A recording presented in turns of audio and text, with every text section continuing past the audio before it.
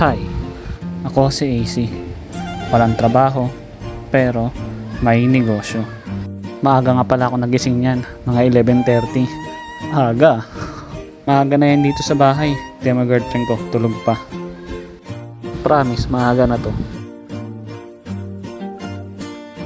Ganito talaga oras ng gising ko pag wala akong pasok. Huwag ako boy, wala ka talagang pasok. Magdidilig pala muna ako ng halaman. Kahit yung iba dito, parang damong ligaw na lang. Tama na yan kuya mo, baka malunod. May kalalagyan ka talaga kay mama. Naglabas na rin ako ng manok panabong galing freezer para lulutuin ko mamaya. Hindi ko na binidyo, pahangit ng kuha eh. Ay gago ang angas. Transition ba tawag doon? Lupit mo boy. Grabe na ang editing skill mo. Oh, yung phone mo, dali mo na.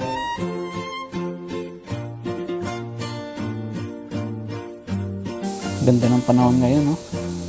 Very province vibe. Gantong panahon yung masarap eh. Yung magdamang ka lang nakailata hanggang hapon.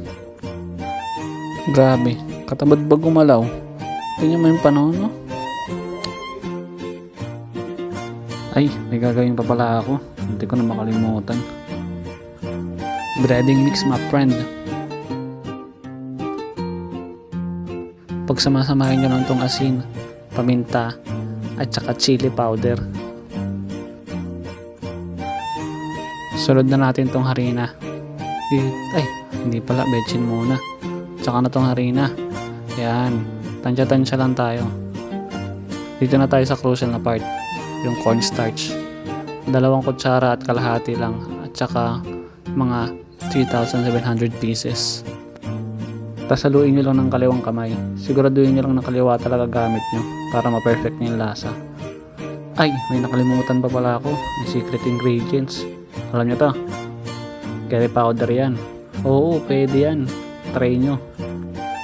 Tas haluin nyo lang ulit with left hand. Siguro naman alam nyo na yung lutuin ko. Tama, adobo. Mamayang gabi pa yung prito. Habang nagpapanggap ako na naglinis dito, tinawag ako ni mama. Nagising na pala. May dinosaur daw sa kusina. Tanggalin ko daw at patay na. Carbon check muna natin kung patay na talaga. Patay na nga. Ay gago, gumalaw. Fake news si mama. Buti na lang hindi ako nag-cry. Share ko lang pala. Alam nyo ba na nakakaintindi ng Chinese at saka Vietnamese ang mama ko? Paano ko nasabi? Dahil sa kakanood niya lang ng Chinese at saka Vietnamese movies. Angas, di ba? Yan pala yung mama ko. Tingnan nyo. Yun lang guys. Bye.